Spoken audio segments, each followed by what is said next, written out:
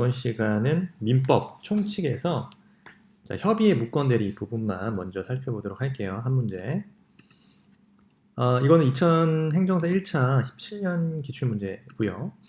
자, 먼저 문제부터 보겠습니다. 표현대리와 협의의 무권대리에 관한 설명으로 옳지 않은 것을 골라라.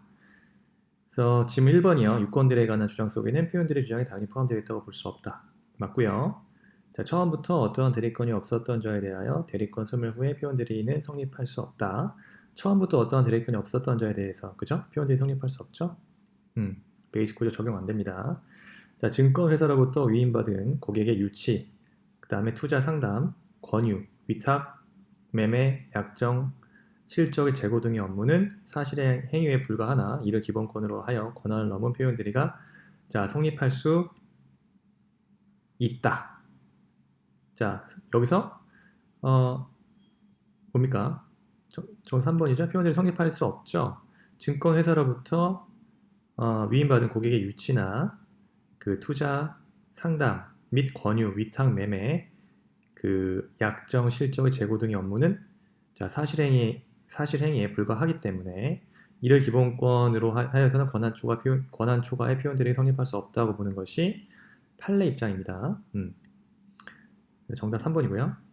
4번 협의의 무권대리인이 타인의 대리인으로 한 계약은 본인이 이를 추인하지 아니하는 한 본인에 대한 효력이 없고요.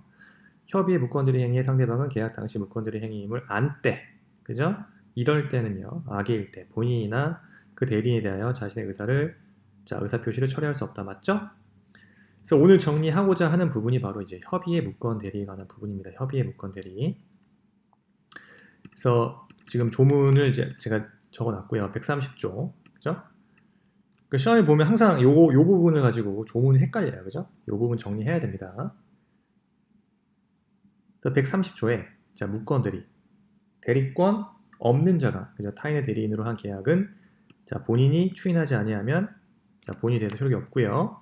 33조에는 그 추인은 다른 의사표시가 없는 때에는 계약 시에 소급하여 그 효력이 생깁니다. 그렇지만 제3자의 권리를 해하지 못하고요. 그래서 일단 여기서 우리가 정리해야 되는 게 이제 본인의 추구표입니다. 본인의 추인권. 그럼 확정 유효죠? 본인이 추인을 하면 확정 유효가 되고 소급적 무효. 그 다음에 이 추인 행위 자체는 불료식 행위예요.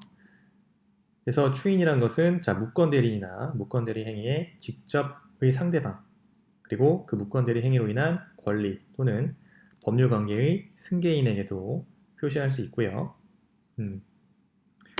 그래서 추인을 하기 위해서는 추인의 의사표시는 어떻게 합니까? 상대방이 추인이 있었던 사실을 알지 못한 때에는요, 그 추인으로 상대방에게 대항하지 못한다. 이때는 그 추인으로 상대방에게 대항하지 못한다. 요게 이제 132조에 나와 있습니다. 그렇고요.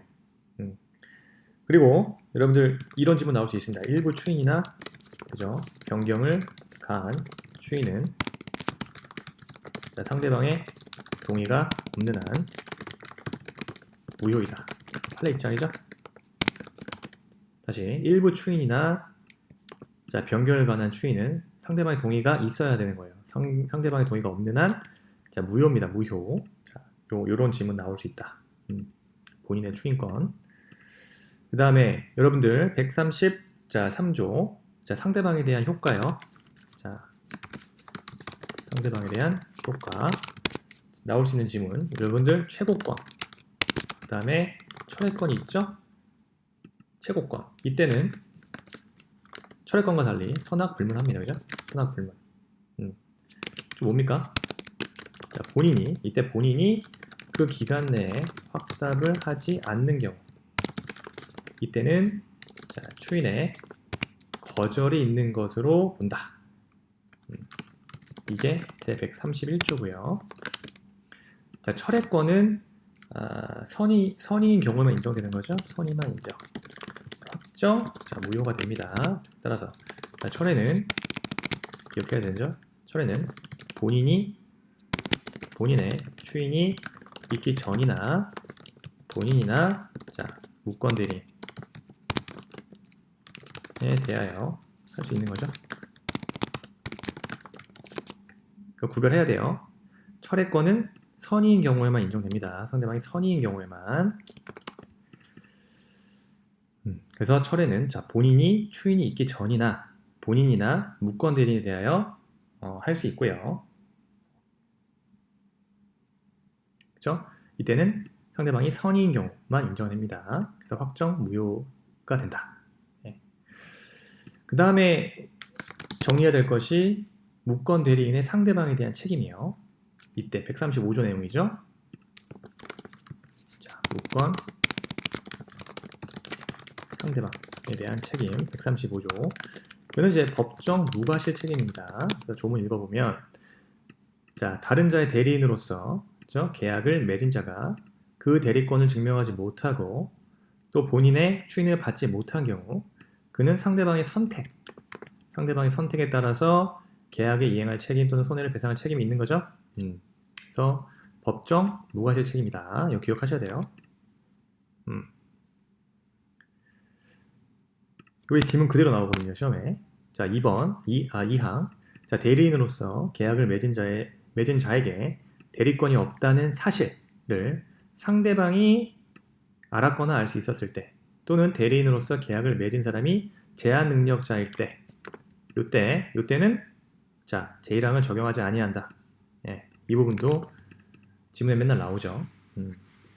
그래서 무권 대리인의 상대방에 대한 책임은 법정 무과실 책임을 의미합니다. 그래서 상대방 선택에 따라서 계약에 이행할 책임이나 손해배상 책임이 있지만 그렇지만 상대방이 알았거나 알 수 있었을 때 또는 대리인으로서 계약을 맺은 사람이 제한 능력자일 때는 그죠?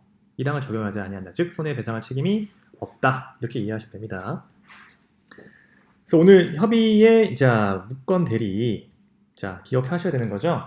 너무 중요합니다. 그래서 맨날 이 130조, 그다음에 133조, 135조 요 조문 나오면은 좀 헷갈리거든요. 그래서 말 나온 김에 이제 문제에서도 표현 대리 문제가 나왔습니다. 그래서 표현 대리와 그 협의의 무권 대리에 관한 설명이 나왔죠. 표현 대리에서 기억해야 될 거 몇 가지만 짚어볼게요. 표현 대리. 근데 표현 대리에서 우리가 기억해야 될 게 표현 대리가 존재한 이유는요. 뭡니까? 상대방 보호예요. 상대방. 기본적으로 표현 대리의 성질 자체가 자 상대방을 보호하는 데 있습니다. 상대방을 보호하는 데 있어요. 즉 이 무슨 의미냐면요. 자 상대방이 표현 대리임을 주장하는 때 비로소 문제가 되는 거지. 가령 상대방이 주장이 만약 없는 경우, 상대방 주장이 없을 때는 당연히 그 효과가 발생하지 않습니다. 없음에도 당연히 그 효과가 생기는 것은 아니에요. 이런 것들. 상대방 보호한 제도입니다. 그래서 상대방이 표현 대리임을 주장하는 때 비로소 문제가 된다. 기억하셔야 되는 거죠. 따라서 여러분 기억하셔야 될 게 어떻게 되는 거예요? 자, 상대방에게는 자 최고권, 그 다음에 철회권이 인정이 되고요. 자 본인에게는 추인권이 인정되는 거죠. 추인권이 있다. 이거 기억하셔야 돼요. 상대방을 보호하기 위한 제도이기 때문에 상대방에게는 최고권, 철회권이 있으며 본인에게는 추인권이 인정되고 있습니다. 그리고요. 자, 표현 대리요. 표현 대리는 자, 상대방만이 주장할 수 있고요. 본인은 주장할 수 있습니까? 본인은 주장할 수 없습니다. 주장할 수 없다. 이것도 중요한 질문 될 수 있겠죠? 그리고 표현 대리는 또 기억해야 되는 게 이제 무권 대리에 속합니다. 자, 유권 대리가 아닙니다. 유권 대리가 아니다. 그다음 또 중요한 거. 자, 표현 대리가 자, 성립하기 위해서는 자, 표현 대리 행위 자체가 유효해야 된다. 유효한 것을 전제로 한다. 이제 요런 지문이에요. 자, 표현 대리가 성립하기 위해서는 표현 대리 행위 자체가 유효한 것을 전제로 합니다. 자, 표현 대리 행위 자체가 유효하지 않다면 표현 대리 자체가 성립하지 않는 거죠. 표현 대리 행위 자체가 유효한 것을 전제로 합니다. 즉 이게 무슨 말이냐면요. 이렇게 항상 나오죠. 대리 행위 자체가 자 강행법규나 자 위반 등으로 무효다. 이때는 어떻게 돼요? 자, 표현들이 성립합니까? 표현들이가 성립하지 않다는 거죠. 표현들이가 성립할 여지가 아예 없어요. 그래서 표현들이 성립하기 위해서는 표현들이 행위 자체가 유효해야 된다는 거, 이거 기억하셔야 되는 거죠. 맨날 나옵니다. 그 다음에 기억해야 될 게 이제 126조, 그죠? 제 126조 뭡니까? 권한을 넘은 표현들이 요건이 자주 나와요. 요건 126조. 자, 조문을 보면요. 126조. 자, 대리인이 권한 외의 법률 행위를 한 경우, 자, 제3자가 그 권한이 있다고 믿을 만한 정당한 이유가 있다. 이때 본인은 그 행위에 대해서 책임이 있다. 이렇게 규정돼 있어요. 그래서 요건은 기본적으로 기본 대리권이 존재해야 되는 거고요. 근데 기본 대리권이 존재해야 되는데 이 기본 대리권에는 맨날 기출이 나오죠. 임의 대리권, 자, 법정 대리권, 그 다음에 표현 대리권도 표현 대리권, 그 다음에 부부간의 일상, 가사, 대리권, 복대리권 등 핵심 뭡니까? 종류를 불문합니다. 네, 종류를 불문한다. 그래서 기본 대리권이 존재하는데 이 기본 대리권은 임의 대리권이나 법정 대리권 혹은 표현 대리권, 부부간 일상, 가사 대리권, 복대리권 다 상관없어요. 종류를 불문하기 때문에. 그 다음 126조가 성립하기 위해서 요건에는요. 두 번째, 자, 권한을 넘은 자, 표현 대리행위, 다른 말로 뭐죠? 월권행위가 있을 것. 즉 뭡니까? 월권행위는 그래서 이 월권행위가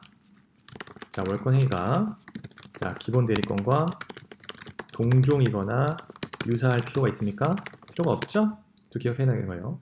자, 월권행위는 기본 대리권과 동종이거나 유사할 필요가 없습니다. 이것도 기억하셔야 되는 거고요. 그 다음에 상대방에게 조문에 그대로 하면 정당한 이유가 있을 것. 네, 상대방에게 정당한, 이게 무슨 말이에요? 다시 말하면 선이 무과실일 거예요. 네, 상대방이 선이 무과실일 것을 요건으로 합니다. 이거 기억하셔야 되는 거죠? 네, 요 정도. 표현 대리에서 이 정도 기억하시고 협의의 무권 대리와 함께 기억하셔야 돼요. 이게 이번 시험에도 무조건 나옵니다. 무조건 한 문제는 뭐 사례형이든 그냥 그 선택형으로 나오기 때문에, 사례형이 아니어도 조문식으로 나올 수 있기 때문에 항상 깔끔하게 기억하셔야 됩니다. 그래서 130조 협의의 무권 대리와 그 다음에 표현 대리 126조, 자, 표현 대리의 성질, 그 중에서도 성질, 상대방을 보호하기 위한 제도다. 네, 이런 거 기억하셔야 되는 거예요. 이런 제가 지금 표시한 것들은 다 지문화 될 수 있기 때문에 꼭 기억하셔야 됩니다. 이번 시험에서. 자, 이번 시험 여기까지 하겠습니다. 감사합니다.